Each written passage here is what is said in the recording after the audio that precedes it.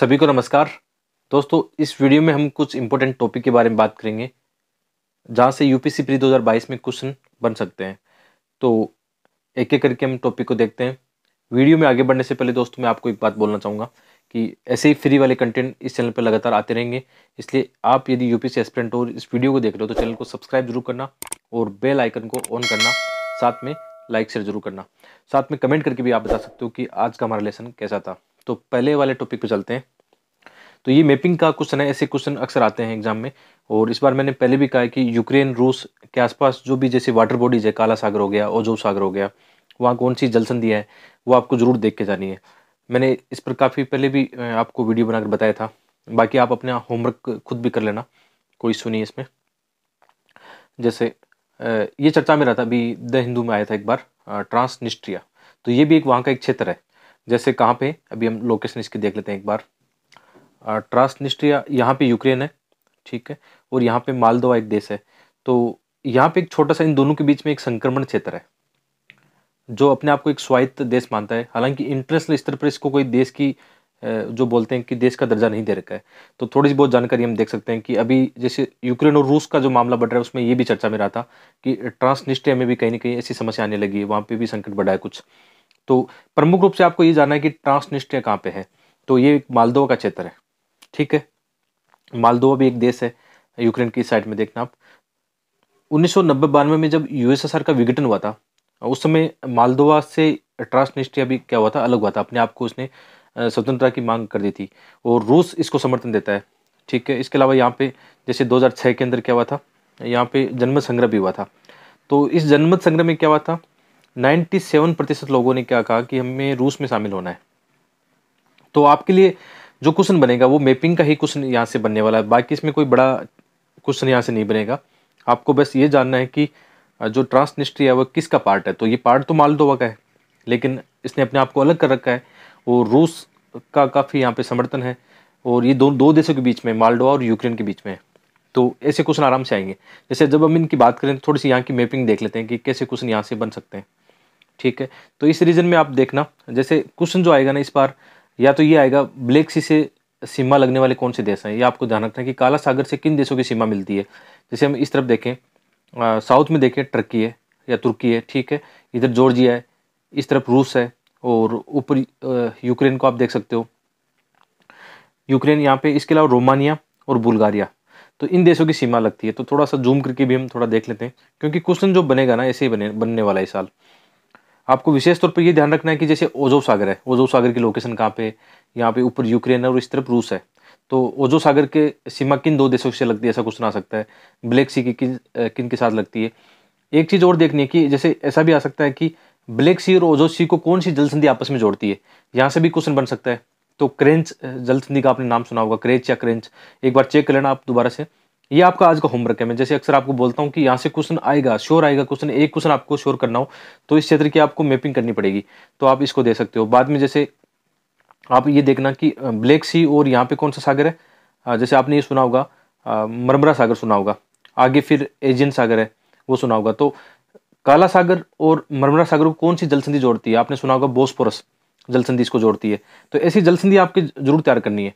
और ये हमने अभी बात कर ली कि जैसे यूक्रेन की सीमा किन देशों के साथ लगती है, ये भी आपके लिए इंपॉर्टेंट हो जाता है कि यहाँ पे आप देखना, ये यूक्रेन देश है, इसकी सीमा यहाँ पे आप देखना, ईस्ट की तरफ रूस हो गया, ऊपर की तरफ बेलारूस हो गया, इधर पोलैंड हो गया, इसके अलावा यहाँ पे हंगरी हो गया, रोमानिया है, मालडोवा है, इन देशों की सीमा लगती है। तो ये लोकेशन आप जरूर एक बार चेक कर लेना, अपने से थोड़ा होमवर्क कर लेना। जैसे मैं यहाँ पे आपको बता रहा हूँ, इससे काम नहीं होगा जब तक आप खुद एक रफ कॉपी लेके उसमें होमवर्क नहीं करोगे, तब तक ये आपके मैपिंग वाले क्वेश्चन सही नहीं होने वाले। तो इसको ध्यान रखना आपको। आते हैं हमारे मेन टॉपिक पर। तो ये आप समझ गए होंगे कि आपको एक्चुअल में करना क्या है। इसके अलावा एक दो फैक्ट और देख सकते हैं हम। जैसे मालदोवा के बारे में आपको जानकारी होनी चाहिए कि ये यूरोपीय यूनियन और नाटो का भी सदस्य नहीं है। ये फैक्ट आ सकता है मालदोवा के बारे में यदि कोई क्वेश्चन बना मैपिंग का, तो इसमें हमें यह ध्यान रखना है कि ये यूरोपीय यूनियन और नाटो का सदस्य नहीं है, और ये यूरोप का सबसे गरीब राष्ट्र माना जाता है, ठीक है। नेक्स्ट टॉपिक पे चलते हैं। ई श्रम पोर्टल, ये आपको ध्यान में रखना है क्योंकि ऐसे क्वेश्चन अक्सर यूपीएससी प्री एग्जाम में आते हैं। तो ई श्रम पोर्टल किसका है, ये श्रम और रोजगार मंत्रालय का है। सबसे पहले तो आपको ये ध्यान रखना है। और इसमें एक चीज ध्यान रखना कि इसमें क्या किया जाएगा, एक ई श्रम कार्ड दिया जाएगा, जिसके कितने अंक है, 12 अंक विशिष्ट अंक की एक आईडी होगी। ये ध्यान रखना है, उसमें ऑप्शन में आएगा कि इसमें 10 अंक होते हैं, 12 अंक होते हैं, 8 अंक होते हैं, तो इनको विशेषकर आपको ध्यान में रखना है।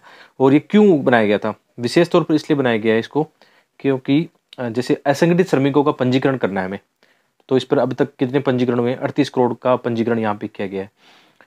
इसके अलावा इसको और चीज़ों से भी जोड़ा जाएगा, जैसे इसमें ये होता है कि जैसे पंजीकृत श्रमिक दुर्घटना होती है, तो वो इसमें एक चीज़ें शामिल की गई है। इस पोर्टल के जो डाटा आएंगे उनको जोड़ा जाएगा इनके साथ में, कि हमें ये ध्यान रखना है कि श्रमिकों के साथ बहुत सारी समस्या आती है, विशेषकर असंगठित श्रमिकों के साथ में। तो उनको जैसे उनके साथ दुर्घटना होती है तो उनको उनकी मृत्यु या स्थायी विकलांगता आती है तो 2 लाख रुपए दिए जाएंगे, आंशिक विकलांगता के लिए उनको 1 लाख रुपए दिए जाएंगे। और इसके अलावा पीएम सुरक्षा बीमा योजना और डीबीटी से भी जोड़ने का प्रयास किया जा रहा है। तो ये ई श्रम पोर्टल इस दृष्टिकोण से इंपॉर्टेंट है। वीडियो में आगे बढ़ने से पहले दोस्तों मैं आपको एक महत्वपूर्ण जानकारी देना चाहूँगा। आप में से बहुत सारे एस्पिरेंट का भी पॉलिटी का सिलेबस बाकी होगा, तो यहाँ पे मैं आपको रिकमेंड करना चाहूँगा एमपुरी सर की पॉलिटी की फ्री क्लासेज। आपको प्रेप लैडर ऐप पर जाना है और यहाँ पे फ्री में आप पॉलिटी की क्लासेस एक्सेस कर सकते हो। आपको मेरा कोड इस्तेमाल करना है धर्म50।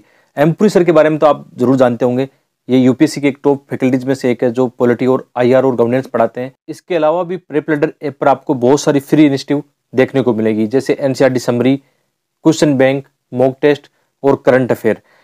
प्रेप लैडर ऐप पर समय समय पर ऐसे ही फ्री कोर्स आपको हमेशा यहाँ पे देखने को मिलेंगे, दोनों लैंग्वेज में, यानी इंग्लिश में आपको यहाँ पे अच्छे से कोर्स देखने को मिल जाएंगे।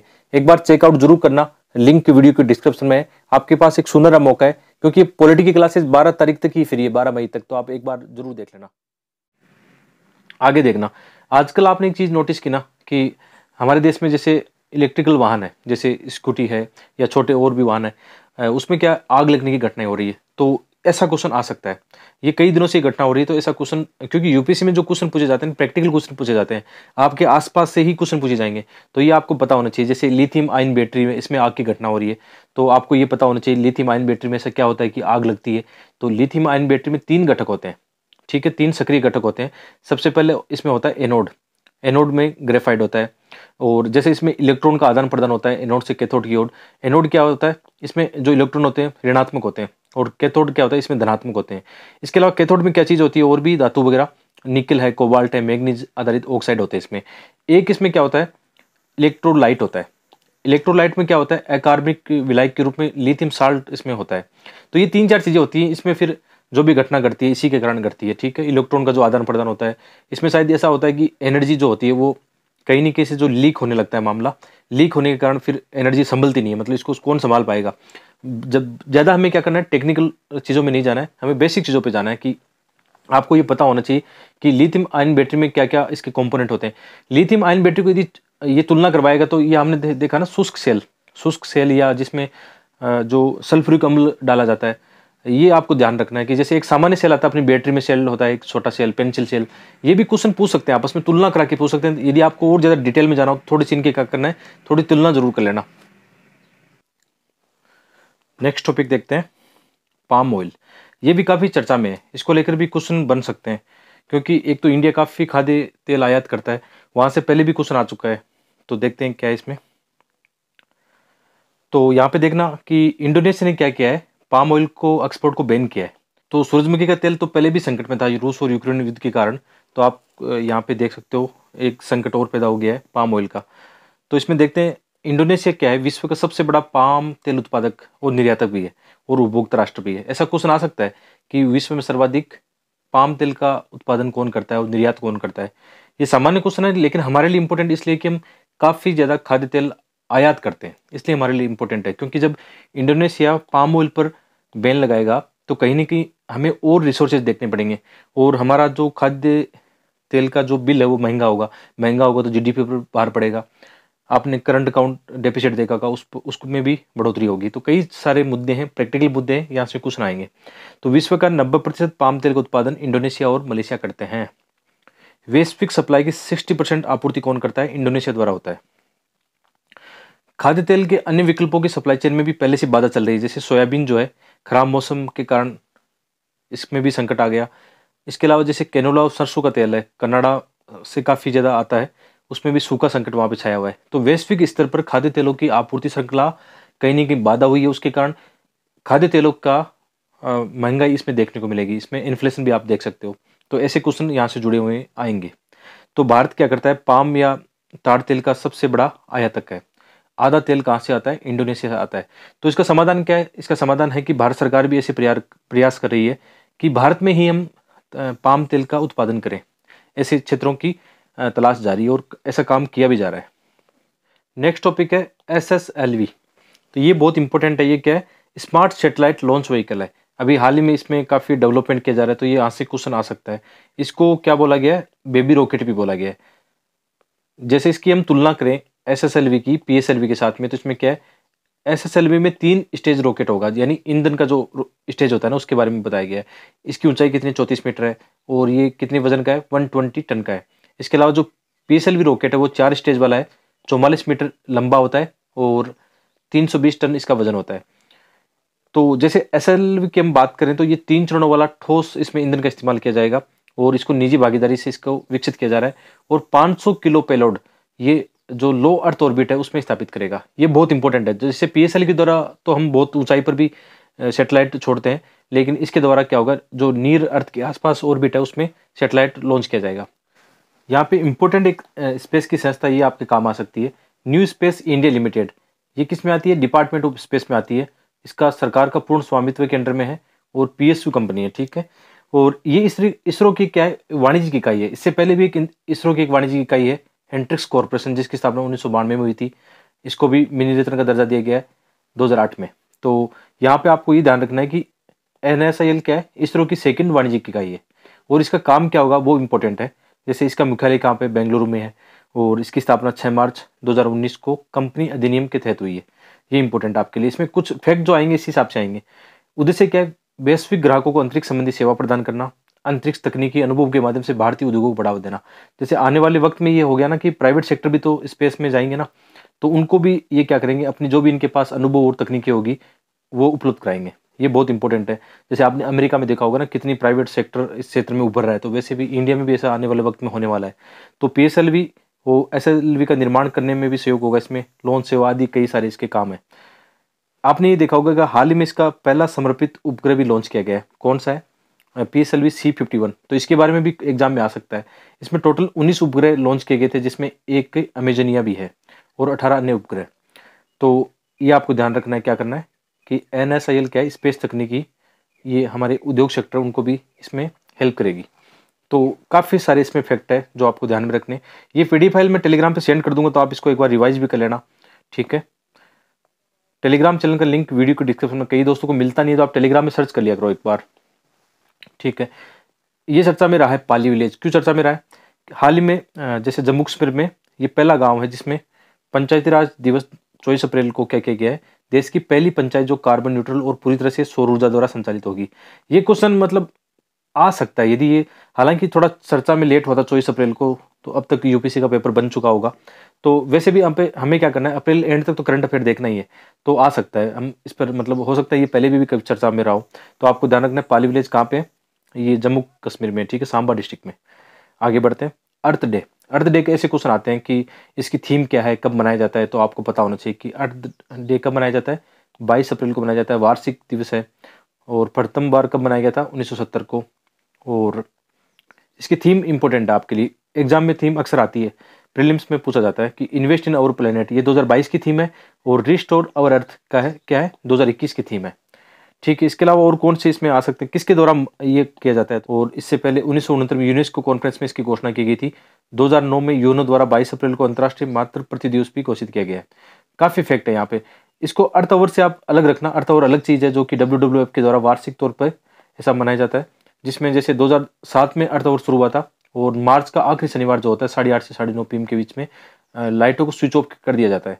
तो अर्थ आवर अलग है और अर्थ डे अलग है, इसको आप मिक्स मत करना। आगे क्या है, लेक पॉवेल। ऐसे क्वेश्चन मैं क्यों बता रहा हूँ कि एक बार पहले भी पूछा जा चुका है। जैसे आपने ये देखा होगा कि कुछ सागर और झीलों की सूखने की घटना वाला क्वेश्चन आ चुका है, 2018-19 में आया था, ठीक है। बेकाल झील उसमें ऑप्शन में था, और भी थे, जैसे कौन सा सागर था वो, उसको लेकर भी चर्चा में पूछा गया। तो ऐसे क्वेश्चन आ सकते हैं, इसलिए मैंने ये लेक पॉवेल रखा है कि ये हाल ही में क्या हुआ है।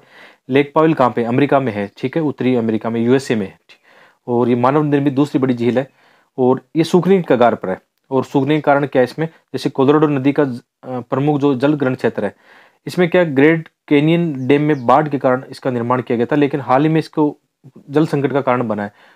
कोलोराडो नदी से जुड़ी अमेरिका की सबसे बड़ी झील है, जो कि ये सूख रही है। मतलब आपको बस इतना ध्यान रखना है, लोकेशन ध्यान रखनी है कि ये लेक पावेल कहाँ पे है, किस देश में है, किस नदी से ये जुड़ी हुई है, ये चीज़ें ध्यान में रखनी है। बाकी आप चाहो तो गूगल कर लेना, थोड़ी सी और डिटेल जानकारी इसमें ले लेना आप। ये क्वेश्चन इस बार आ सकता है, मैं आशा कर रहा हूँ कि ऐसे क्वेश्चन आते हैं तो इस बार आ सकता है। जेम्स वेब और हबल टेलीस्कोप बहुत इंपॉर्टेंट है, दोनों की तुलना करके कुछ क्वेश्चन आएगा, या फिर जेम्स वेब स्पेस टेलीस्कोप के बारे में जरूर पूछा जाएगा। इसके लिए आप तैयार रहना। क्या है जेम्स वेब स्पेस टेलीस्कोप जो है, पहले क्या था, पहले एक था हबल टेलीस्कोप, इसके बाद में ये आ रहा है जेम्स वेब टेलीस्कोप आ रहा है। पहले ये था, अब ये नया आ रहा है, तो नया आ रहा है तो ये ताकतवर होगा, इसमें कुछ नया इनोवेशन किया होगा, ये ध्यान रखना है। हबल टेलीस्कोप का निर्माण कब किया गया था, 1990 में किया गया था, और इसको स्थापना कहाँ गई थी इसकी, वही मतलब जो न्यू है, मतलब नियर अर्थ ऑर्बिट कह सकते हैं, 50 किलोमीटर के आसपास इसकी स्थापना की गई थी, किसकी, हबल टेलीस्कोप की। और ये जो है जेम्स वेब टेलीस्कोप है, इसकी स्थापना बहुत ऊंचाई पर की जाएगी। जैसे ये किसके द्वारा निर्माण किया गया है, नासा प्लस यूरोपियन एजेंसी और कनाडा स्पेस एजेंसी। ये आपके लिए फैक्ट हो गया कि इसका निर्माण कौन कर रहा है, आपको ध्यान रखना है, नासा, यूरोपियन यूनियन और इसके अलावा कनाडा। और इसमें क्या है, इंफ्रारेड टेलीस्कोप है ये। और इस क्यों स्थापित किया जा रहा है, तो इसमें ब्रह्मांड की उत्पत्ति या जो एक्सो प्लेनेट है उनकी खोज के लिए इसको किया जा रहा है। इसको प्रक्षेपित किया जा चुका है कहाँ से, फ्रेंच गुयाना से, जो एरियन रॉकेट है यूरोपियन स्पेस एजेंसी उसके माध्यम से, और इसको लगभग 1.5 मिलियन किलोमीटर पर स्थापित किया जाएगा। ये बहुत इंपॉर्टेंट है। और वहाँ पर एक लेग्रेज बिंदु, लेग्रेज बिंदु के बारे में भी क्वेश्चन आ सकता है, ये आपको पता होना चाहिए। लेग्रेज बिंदु क्या होते हैं, ये टोटल 5 बिंदु है, ठीक है। और वहाँ पे जहाँ पे पृथ्वी और सूर्य का गुरुत्वाकर्षण बल क्या हो जाता है, संतुलित हो जाता है, वहाँ पे इसको स्थापित किया जाएगा। तो कौन सा बिंदु है, ठीक है, इसको लेग्रेज 2 में स्थापित किया जाएगा, ये ध्यान रखना है। और ये छोटे छोटे टॉपिक है जहाँ से क्वेश्चन बन सकते हैं। लेग्रेज बिंदु 2 में इसको स्थापित किया जाएगा, किसको, जेम्स वेब टेलीस्कोप को। कितनी ऊंचाई पर, 1.5 मिलियन किलोमीटर पर। लेग्रेज बिंदु क्या होता है, ऐसा बिंदु जहां पृथ्वी व सूर्य का गुरुत्वाकर्षण बल संतुलित हो जाता है, ठीक है। थोड़ी सी हम तुलना भी कर लेते हैं दोनों की, किसकी, जेम्स और हबल टेलीस्कोप की। तो ये क्या है, लेग्रेज बिंदु L2 पर लगभग 1.5 मिलियन किलोमीटर पर स्थापित किया जाएगा। ये कहाँ पे, 550 किलोमीटर पर। ये इंफ्रारेड स्पेक्ट्रम पर आधारित है। ये क्या है, यूवी और 10 से स्पेक्ट्रम पर आधारित है। इसमें cosmic down stars and galaxies की क्या उसकी जानकारी ली जाएगी। और इसने किसकी जानकारी ली, लेगुन नेबुला की, इसने काफ़ी तस्वीरें ली है। तो ऐसा क्वेश्चन आ सकता है, तुलनात्मक रूप से पूछा जाएगा। और बाकी आपके पास नॉलेज हो तो अच्छी बात है। मैंने तो ये नोट्स मतलब कहीं से ज़्यादा वैलिडेशन इनमें नहीं किया, जो भी न्यूज़पेपर में मैंने पढ़ा उन्हीं को यहाँ पे लिखा है, और इनसे अपना काम बन जाएगा। यदि यहाँ से क्वेश्चन आएंगे तो हम लगभग क्वेश्चन बना लेंगे। आगे क्या है, आइनस वाग्सीर इंपॉर्टेंट है। आइनस वाग्सीर अभी लॉन्च किया गया मझगांव डॉकयार्ड मुंबई के द्वारा। ये फ्रेंच स्कॉर्पियन श्रेणी की 6वीं और आखिरी पनडुब्बी है। मझगांव डॉक्स के द्वारा प्रोजेक्ट 75 के तहत 6 मतलब पनडुब्बियों का निर्माण किया गया है। 6 कौन कौन सी है, सबसे पहले इसमें निर्माण किया गया आइनस कलवरी 2017 में, दूसरी खंडेरी 2019 में, वागिर 2020 में, करंजिन 2021 में, वेला 2021 और वागसीर 2022। तो इनका आ सकता है क्वेश्चन, किसी टाइप का क्वेश्चन बन सकता है। साइंस और टेक के क्वेश्चन जब आएंगे, डिफेंस के क्वेश्चन आएंगे, तो इस टाइप के क्वेश्चन निश्चित रूप से आएंगे। नेक्स्ट पॉइंट है ईडी काफी लेकर चर्चा में, काफी चीजों को लेकर, तो यहाँ से भी क्वेश्चन बन सकता है। हिंदी में इसको बोलते हैं प्रवर्तन निदेशालय। ये क्या है, बहु अनुशासनात्मक संगठन है। किसके अंडर में आता है, राजस्व विभाग वित्त मंत्रालय के अंडर में आता है। तो ईडी आपको ध्यान रखना है, ईडी किस में आता है, राजस्व विभाग वित्त मंत्रालय में आता है। और इसकी स्थापना कब की गई थी, 1 मई 1956 की इसमें स्थापना हुई है इसकी। Enforcement unit department of economic affairs under फेरा एक्ट, ठीक है, फॉरेन एक्सचेंज रेगुलेशन एक्ट के तहत इसकी स्थापना की गई है। तो ये भी क्वेश्चन आ सकता है कि इसकी स्थापना किस एक्ट के तहत की गई है।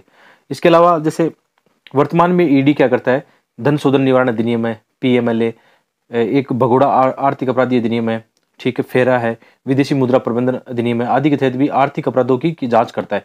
ये बहुत इंपॉर्टेंट है, इसको ध्यान में रखना है कि ईडी का काम क्या है, किसके अंडर में काम करता है, क्या काम करता है, ये आपको ध्यान रखना जरूरी है। 12वां यहाँ पे टॉपिक है एमपीलेट्स। ये फिर से चर्चा में एमपीलेट्स। तो एमपीलेट्स के बारे में क्वेश्चन पहले भी आ चुके हैं कि जो सांसद निधि आपने सुना है ना, उसके बारे में। तो एमपीलेट्स की शुरुआत कब हुई थी, 1993 में नरसिम्हा राव सरकार कांग्रेस के टाइम में इसकी शुरुआत की गई थी। शुरुआत में 50 लाख रुपए प्रतिवर्ष निर्धारित किए गए थे। जैसे आपने सुना ना कि एक सांसद या संसद का जो सदस्य एमपी होता है या राज्यसभा का सदस्य होता है, वो अपने एरिया में एक साल में कितने रुपए का डेवलपमेंट करवा सकते हैं, ये वही है। ठीक है, तो 1994-95 में इसमें राशि कितनी की थी? 1 करोड़ की गई थी। 97-98 2 करोड़ रुपए की गई है। 2011-12 में कितनी? 5 करोड़ रुपए प्रति वर्ष की गई थी। लेकिन कोविड-19 में इसमें कुछ प्रतिबंध लगाया गया था, उस समय पैसों का संकट था, तो क्या हुआ था, 6 अप्रैल 2022 को 2 साल के लिए इसको निलंबित किया गया था। लेकिन अभी हाल ही में रिसेंटली क्या हुआ है, इसको पुनः बहाल की गई है। तो इसमें कितना रुपए 2021-22 के लिए 2 करोड़ रुपए इसमें आवंटन किया जाएगा। तो सांसद निधि से क्वेश्चन बन जाएगा। इसकी निगरानी कौन करता है, नोडल मंत्रालय कौन सा, ये ध्यान रखने वाली बात है। सांख्यिकी व कार्यान्वयन मंत्रालय, कार्यक्रम कार्यान्वयन मंत्रालय, ये ध्यान रखना है। और निधि का उपयोग कौन करता है, क्या होता है इसके, जो भी इसमें पैसा आएगा इसको उपयोग कैसे किया जाएगा? स्थायी सामुदायिक संपत्ति के निर्माण व बुनियादी ढांचे पर इसको खर्च किया जाएगा।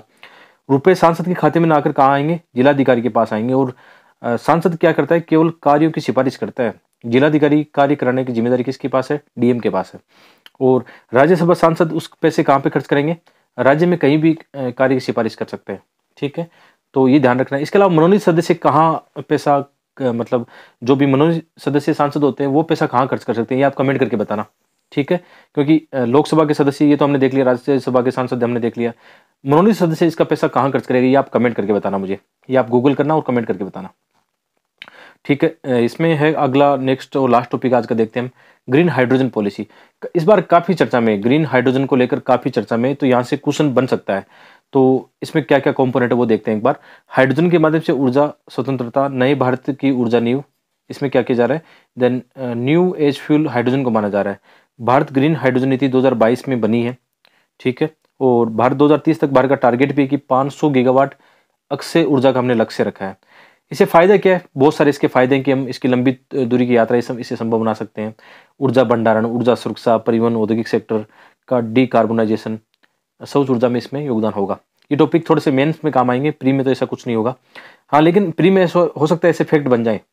औद्योगिक क्षेत्र में हाइड्रोजन हार्ड टू एबेट क्षेत्रों, इस्पात, एल्यूमिनियम, तांबा आदि को डिकार्बोनाइजेशन कर सकता है। कहने का क्या मतलब है, आजकल कार्बन उत्सर्जन की बहुत सारी समस्याएं हैं, कार्बन मोनोऑक्साइड है, कार्बन डाइऑक्साइड है, मिथेन है, तो कहीं ना कहीं इन समस्याओं का समाधान हो सकता है हाइड्रोजन के अंदर।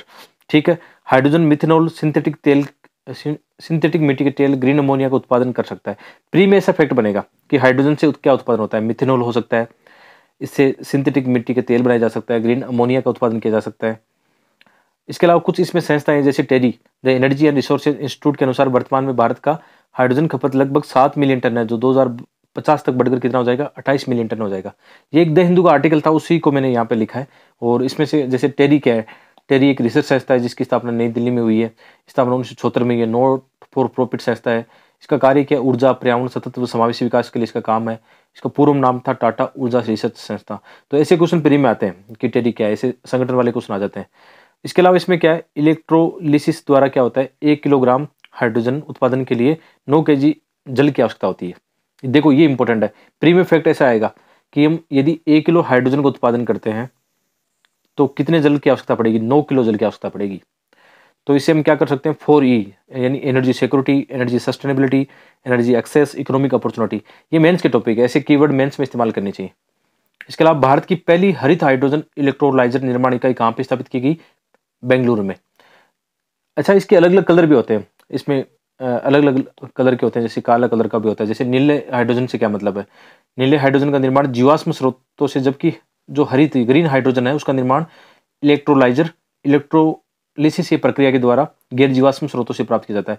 इसमें अलग भी और भी है, व्हाइट भी है, पिंक भी है, तो वो इतनी ज़्यादा काम की नहीं, हमें बस इतना ध्यान रखना है। ठीक है, ऑप्शन में यदि ये आ जाए कि अलग अलग कलर के होते हैं हाइड्रोजन, तो हाँ ठीक है, अलग अलग कलर के होते हैं, ये ध्यान रखना है। इसके अलावा मेंस के टॉपिक यहाँ पे ज़्यादा है थोड़े। इसके अलावा proton oxygen membrane hydrogen electrolyser हरित हाइड्रोजन के उत्पादन का मुख्य घटक है। ये याद रखना, प्रोटॉन ऑक्सीजन मेम्ब्रेन, इसके माध्यम से क्या होता है, हरित हाइड्रोजन का उत्पादन किया जाता है। ये कि यहाँ पे स्कीम इसमें चर्चा में थी, सतत स्कीम, ये किससे जुड़ी हुई है?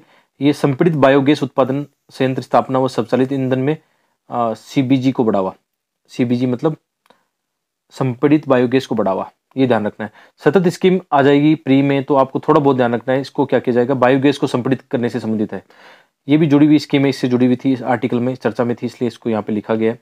इसके अलावा इसका उद्देश्य हमने पढ़ लिया, परिवहन उद्योग, कृषि को लाभ पहुंचाना, पेट्रोलियम प्राकृतिक गैस मंत्रालय द्वारा इसको शुरुआत किया गया था। और इसके अंदर जैसे इंडियन ऑयल कॉर्पोरेशन है, बीपीसीएल है, एचपीसीएल है, इनकी संयुक्त भागीदारी है। 2018 में इसको शुरू किया गया था। तो यहाँ पे सतत पहल है, ये सतत स्कीम आ सकती है एग्जाम में, तो आपको थोड़ा बहुत भी इसके बारे में पता हो कि किससे संबंधित है। ये संपीड़ित बायोगैस से संबंधित है। किस मंत्रालय के द्वारा लाई गई थी? पेट्रोलियम व प्राकृतिक गैस मंत्रालय। कौन सी इसमें संस्थाएं शामिल है? संस्थान Indian oil corporation, BPCL, HPCL, ये सब क्या है? हमारी पीएसयू कंपनियां है।